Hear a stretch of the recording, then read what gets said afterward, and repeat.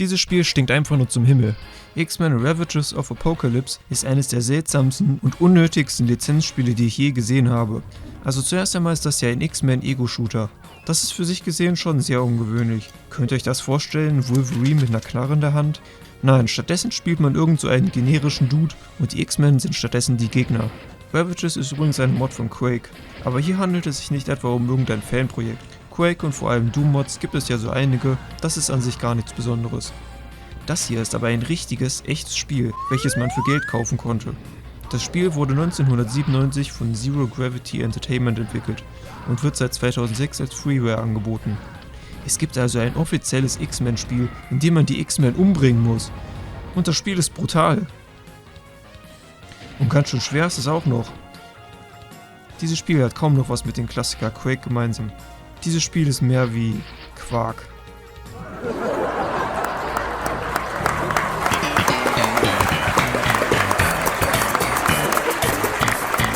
Aber wieso kämpft man denn jetzt eigentlich gegen die X-Men? Leider habe ich nicht herausgekriegt, wie man die Intro-Sequenz zum Laufen kriegt, deswegen habe ich mir das Video auf YouTube angeguckt. Der Schurke Apocalypse hat die X-Men entführt und böse Klone von ihnen angefertigt. Das sind also die Gegner, die man im Spiel bekämpft, nicht die richtigen X-Men. Unser Spielercharakter ist ein Cyborg, der von Magneto geschaffen wurde, um Apocalypse und seine Handlanger zu stoppen. Auf der Seite von Magneto zu arbeiten, ist natürlich eine ziemlich ungewöhnliche Ausgangssituation. Aber lasst euch davon nicht täuschen, er führt nichts Gutes im Schilde. Er will die Welt nur retten, damit er nachher die Herrschaft über sie erlangen kann. Of course! Nachdem man das Spiel startet, findet man sich in der Villa der X-Men wieder. Diese fungiert als Hub-Level, wo man einen der 3 Schwierigkeitsgrade auswählt, je nachdem in welches Portal man reingeht. Die Villa ist nett gestaltet und bietet das ein oder andere coole Detail. Außerdem kann man hier sogar bereits ein bisschen Munition finden, sodass man das Spiel direkt mit einer kleinen Starthilfe beginnen kann. Aber der positive Ersteindruck geht sofort flöten, sobald man dann tatsächlich im eigentlichen Level drin ist. Wo soll ich anfangen? Das ganze Gunplay fühlt sich einfach nur komplett falsch an. Man verursacht viel zu wenig Schaden, sodass die Gegner selbst auf den niedrigsten Schwierigkeitsgrad eine halbe Ewigkeit brauchen, bis man sie geplättet hat. Es hilft auch nicht gerade, dass man alle Waffen am Anfang des Spiels gleichzeitig bekommt. Normalerweise kriegt man seine Waffen ja erst nach und nach, aber hier hat man direkt 8 verschiedene Schießeisen, wodurch man sich als Spieler total überfordert fühlt. Man bekommt kein richtiges Gefühl dafür, welche Waffe denn für welche Situation geeignet ist. Wenn man schon Munition außerhalb der Level finden kann, warum nicht gleich ein optionaler Schießstand, wo man seine Items alle mal ausprobieren kann? So ein bisschen wie im Garten von Super Mario 64, wo man sich ja auch mit der damals neuartigen Kamera und Steuerung vertraut machen konnte.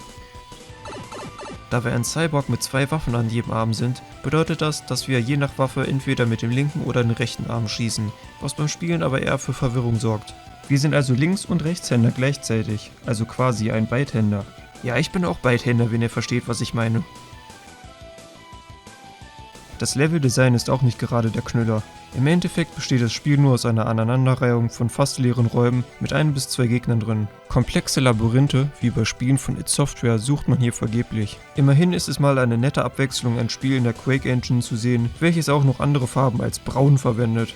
Komisch sieht Ravages aber trotzdem aus. Zum Beispiel bestehen die Level anscheinend aus Legosteinen. Da war wohl der gleiche Architekt am Werk, welcher auch diesen einen Level in Super Mario Land 2 gemacht hat. Wenn man ein Level bis zu einem bestimmten Punkt geschafft hat, schaltet man einen Teil einer besonderen Waffe frei. Nur wenn man alle Teile gesammelt hat, kann man den letzten Boss überhaupt verletzen. Ich habe es zwar nie so weit geschafft, aber alleine die Vorstellung, dass man am Ende nicht mehr weiterkommt, weil man irgendwo ein Item übersehen hat, motiviert mich jetzt nicht gerade weiterzuspielen. Muss ich den Abschnitt dann komplett wiederholen? Oder hört das Spiel dann einfach bei der Stelle auf? Da ist es ja fast schon ein Glück, dass ich es kaum über den ersten Level hinaus geschafft habe. Ja klar, eine richtig fundierte Meinung kann ich mir hier eigentlich gar nicht zu bilden, wenn ich nur einen Bruchteil von Ravages gesehen habe. Aber guckt euch doch einfach mal an, wie unfair dieser Mist ist. Selbst wenn man denkt, man hat das Geschehen unter Kontrolle, passiert irgendein unvorhersehbarer Scheiß. Und vergesst nicht, ich spiele das Ganze auf leicht. So, wir kämpfen jetzt gegen Wolverine, alles klar. Oh scheiße, Gambit ist auch da, wir kämpfen gegen 2 Gegner gleichzeitig. So, jetzt benutze ich mal mein Maschinengewehr, was übrigens die gleiche Munition verwendet wie die Schrotflinte. Das ist ziemlich seltsam. Ah, komm. Gleich habe ich dich aber. Okay, tot. Alles klar, jetzt nur noch der Pisser. Benutzen wir mal die Waffe. Boah, endlich tot. So, jetzt können wir unser Waffenteil einsammeln. Und dann müsste der Level ja eigentlich gleich beendet sein. Alles klar. Hab jetzt nur noch die Hälfte der Lebenspunkte übrig. 2 Raketen, nicht mehr so viel. Na egal, wir haben den Level ja gleich geschafft. Okay, keine Munition, aber ich habe ja noch meine anderen Waffen. So. Na, jetzt, wenn ich jetzt ein bisschen vorsichtig spiele, ist das nicht so schlimm. So. Oh, okay. Nur noch die Hälfte der Lebenspunkte. So, was? Was? Was? Ah! Scheiße, Wolverine schon wieder da? Wo kommt der Typ her? Oh, ich hätte es wissen müssen. Der Typ kann sich selbst heilen. Oh, verdammt nochmal. Das könnt ihr doch jetzt nicht ernst meinen. Mann! Was?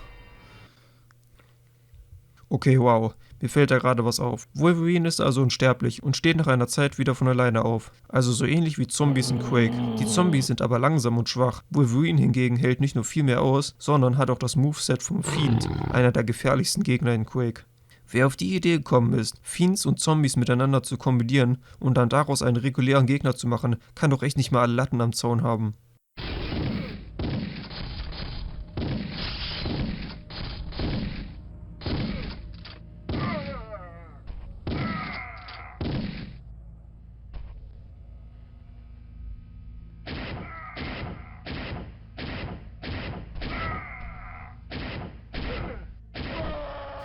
Endlich habe ich diese Stelle geschafft. Ich glaube, so langsam müsste der erste Level aber echt mal zu Ende sein. Muss ich jetzt hier runter oder... Was ist das denn? Oh mein Gott, was ist geschehen?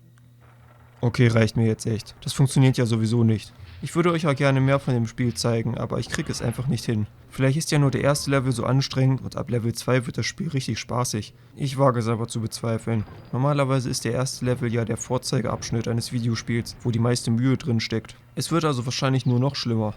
Kommen wir jetzt also zum Fazit. X-Men Ravages of Apocalypse ist eine fragwürdige Idee mit noch fragwürdigerer Umsetzung. Es ist viel zu schwer, viel zu eintönig und die Art und Weise, wie man das X-Men-Franchise umgesetzt hat, grenzt schon fast an Rufschädigung. Man kann davon ausgehen, dass Marvel zu dem Zeitpunkt recht verzweifelt war und es ihnen egal war, was mit ihren Marken und Figuren so angestellt wird. In einer Zeit, wo Marvel zu Disney gehört, welches wiederum gefühlt die gesamte Filmbranche kontrolliert, wäre so eine Art von Spiel einfach undenkbar. Ach, aber was soll's. Das Spiel hat für den einen oder anderen Lacher bei mir gesorgt und umsonst war es auch noch.